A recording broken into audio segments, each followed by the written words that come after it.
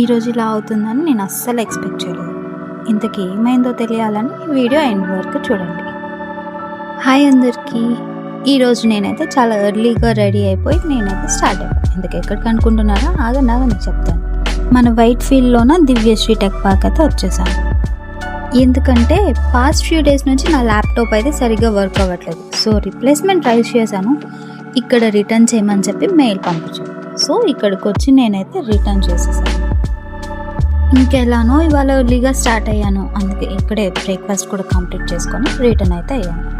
మళ్ళీ ఎక్కడికి అనుకుంటున్నారా? ల్యాప్టాప్ అయితే సబ్మిట్ చేసాం కానీ కలెక్ట్ చేసుకోవాలిగా.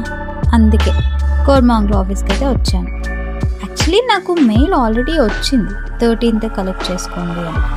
మనకున్న అతి తెలివికి 13th లోపు కలెక్ట్ చేసుకోమన్నారేమో అని చెప్పి ఇక్కడికి వచ్చాను. తీరా ఇక్కడికి వచ్చి చూస్తే వాళ్ళు ఈరోజు ఇవ్వము, 13th రమ్మని చెప్పారు. అసలే నా డే అంతా ట్రాఫిక్ బస్లోనే అయిపోయింది అనుకుంటుంటే ఇక్కడికి వచ్చాక వీళ్ళేమో ఇలా చేసేదేం లేక టీ తాగేసి రిటర్న్ అయితే అయిపోయా.